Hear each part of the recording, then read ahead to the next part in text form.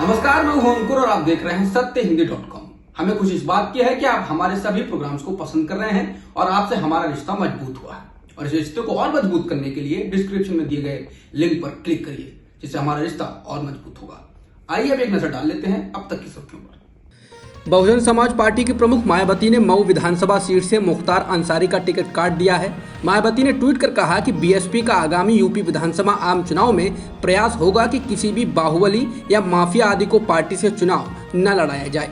इसके मद्देनजर ही आजमगढ़ मंडल की मऊ विधानसभा सीट से अब मुख्तार अंसारी का नहीं बल्कि यूपी के बीएसपी स्टेट अध्यक्ष श्री भीम राजभर के नाम को फाइनल किया गया है। बीएसपी सुप्रीमो मायावती ने एक के बाद एक कई ट्वीट किए हैं। एक अन्य ट्वीट में उन्होंने पार्टी प्रभारियों से अपील की है कि वो पार्टी उम्मीदवारों का चयन करते समय इन बात का खास ध्यान रखें ताकि सरकार बनने पर ऐसे तत्वों के विरुद्ध सख्त कार्रवाई करने में कोई भी दिक्कत ना हो।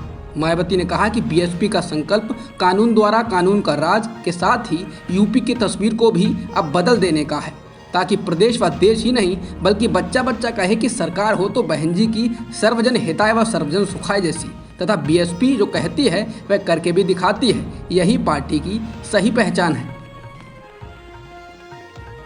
पश्चिम बंगाल के मुख्यमंत्री और तृणमूल कांग्रेस की प्रमुख ममता बनर्जी आज भवानीपुर सीट से उपचुनाव के लिए अपना नामांकन करेंगी।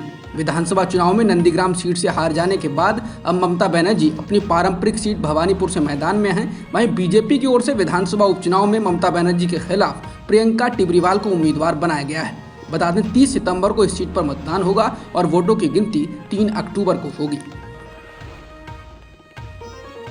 बदले हुए तालिबान होने का दावा करने वाले तालिबान का धीरे धीरे पुराना और क्रूर चेहरा दिखने लगा है। पहले पत्रकारों की कोड़े से पिटाई और अब महिलाओं को लेकर ताज़ा बयान से ये और साफ हो गया है। तालिबान के प्रवक्ता सैयद ज़िक्रुल्लाह हाशमी ने टोलो न्यूज़ को दिए एक साक्षात्कार में कहा कि महिलाएं मंत्री नहीं हो सकती हैं, उन्हें बस बच्चों को जन्म देना चाहिए। तालिबान के प्रवक्ता ने कहा कि एक महिला मंत्री नहीं हो सकती, ये ऐसा है जैसे आपने उसकी गर्दन पर कुछ रख दिया है जो वो रख नहीं सकती। प्रवक्ता ने कहा कि महिलाओं का कैबिनेट में होना जरूरी नहीं है, वो बच्चों को जन्म दें। तालिबान के प्रवक्ता सैयद ज़िक्रुल्लाह हाशमी ने कहा कि ये प्रदर्शनकारी महिलाएं सभी महिलाओं का प्रतिनिधित्व नहीं कर सकती हैं।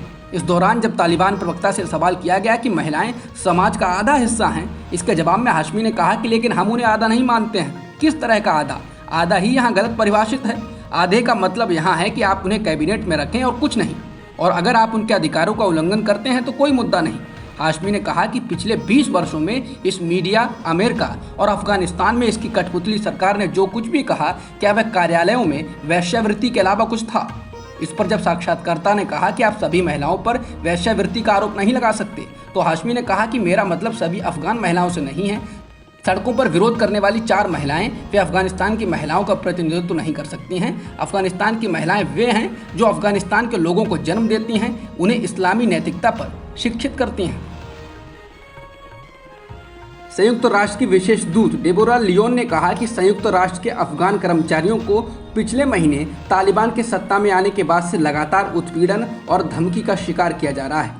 लियोन्स ने कहा कि हम अपने राष्ट्रीय कर्मचारियों के खिलाफ उत्पीड़न और धमकी की बढ़ती घटनाओं से चिंतित हैं। हम अपने कर्मचारियों का समर्थन करने और उन्हें नुकसान से बचाने के लिए हर संभव प्रयास करना जारी रखेंगे। लियोन्स ने कहा कि संयुक्त राष्ट्र ऐसे अपना काम नहीं कर सकता है, वह काम जो अफगान लोगों के लिए बहुत ज़रूरी है। अगर उनके कर्मियों को डराया धमकाया जाएगा, उनके जीवन को खतरा होगा और वे स्वतंत्र रूप से नहीं घूम सकते हैं। संयुक्त राष्ट्र ने कहा कि तालिबान के हाथों से दूर रखने के लिए अफगानिस्तान के अरबों डॉलर को फ्रीज करना अनिवार्य रूप से एक गंभीर आर्थिक मंदी को जन्म देगा और लाखों और अफगानों को गरीबी और भूख में धकेल सकता है। अफगानिस्तान पर संयुक्त राष्ट्र की विशेष दूत डेबोरा लियोन ने कहा कि अफगानिस्तान में पैसे को तेजी से पहुंचाने के लिए एक रास्ता खोजने की ज़रूरत है, जिससे देश में अर्थव्यवस्था और सामाजिक व्यवस्था को पूरी तरह से टूटने से बचाया जा सके और ये भी सुनिश्चित किया जा सके कि तालिबान द्वारा इसका दुरुपयोग ना हो। एनसीपी प्रमुख शरद पवार ने कहा है कि कांग्रेस में शामिल लोगों को ये स्वीकार करना चाहिए कि उनकी पार्टी का अब कश्मीर से कन्याकुमारी तक दबदबा नहीं रहा है, जैसा कि पहले हुआ करता था। मुंबई तक से बात करते हुए पवार ने कहा कि एक समय था जब कश्मीर से कन्याकुमारी तक कांग्रेस थी, लेकिन अब ऐसा नहीं है। ये वास्तविकता स्वीकार की जानी चाहिए। इसे स्वीकार करने की मानसिकता एक बार फिर से बाकी विपक्षी दलों के साथ कांग्रेस की नजदीकी बढ़ाएगी। शरद पवार से जब पूछा गया कि जब पश्चिम बंगाल के मुख्यमंत्री ममता बनर्जी के बारे में कहा जाता है कि वो 2024 के लोकसभा चुनाव के लिए एकजुट विपक्ष का चेहरा होंगी, तो कांग्रेस नेता कहते हैं कि उनके पास राहुल गांधी हैं। सभी दल, विशेष रूप से कांग्रेस के नेता, अपने नेतृत्व पर अलग रुख अपनाने को तैयार नहीं है। क्या ये अहंकार के कारण है? इसके जवाब में शरद पवार ने कांग्रेस की तुलना उत्तर प्रदेश के ऐसे जमींदारों से की जो अपनी अधिकांश जमीन खो चुके हैं और अपनी हवेली भी बचाने में सक्षम नहीं रहे हैं। उन्होंने कहा कि मैंने उत्तर प्रदेश के जमींदारों की कहानी सुनी थी। उनके पास बड़ी जमीनें व बड़ी हवेली हुआ करती थी, लेकिन भूमि हदबंदी कानून के कारण उनकी जमीनें हाथ से चली गईं। तो उनकी हवेलियां तो रहीं, लेकिन जमींदारों के पास उनके रखरखाव व मरम्मत की ताकत नहीं बची। हजारों एकड़ जमीन के बजाय उनके पास 10-20 एकड़ जमीन रह गई। लेकिन इसके बाद भी जब सुबह को ये जमींदार उठते हैं तो आसपास के हरे भरे खेतों की ओर देखकर कहते हैं ये सब जमीन उनकी है। हालांकि असल में वह कभी उनकी हुआ करती थी, अब उनकी नहीं रही हैं। विपक्ष ने राज्यसभा में हंगामे पर जांच पैनल गठित करने के प्रस्ताव को खारिज कर दिया है। राज्यसभा में विपक्ष के नेता मल्लिकार्जुन खड़गे ने कहा कि लगता है कि कमेटी का गठन सांसदों को डराकर चुप कराने के लिए है। रिपोर्ट है कि विपक्ष के दूसरे दलों ने भी जांच कमेटी गठन का विरोध किया है। कमेटी गठन का यह प्रस्ताव उस मामले में है जिसमें संसद के मानसून सत्र के अंतिम दिन राज्यसभा में हंगामा हुआ था और अमर्यादित व्यवहार की रिपोर्टें आई थीं। इस दौरान विपक्षी दलों के सांसद नारेबाजी कर रहे थे और उन्होंने कुछ कागजों को भी फाड़ दिया था। कुछ महिला सांसदों ने आरोप लगाया था कि राज्यसभा में उनके साथ पुरुष मार्शलों ने बदसलूकी की। भारत में एक दिन में 34,973 कोरोना संक्रमण के नए मामले दर्ज किए गए हैं और 260 लोगों की जान गई है। वहीं केरल में एक दिन में 26,200 मामले दर्ज किए गए हैं और महाराष्ट्र में 4,912 मामले मिले हैं।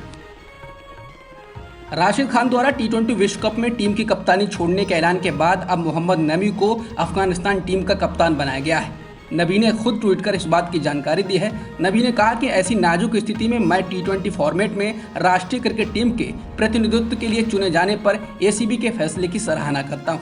आगामी T20 विश्व कप में हम राष्ट्र की एक बड़ी तस्वीर पेश करेंगे। अब तक की खबरों में इतना ही। बाकी खबरों के लिए बने रहिए सत्यहिंदी.com के साथ। सत्य हिंदी का ऐप डाउनलोड करें गूगल प्ले स्टोर पर।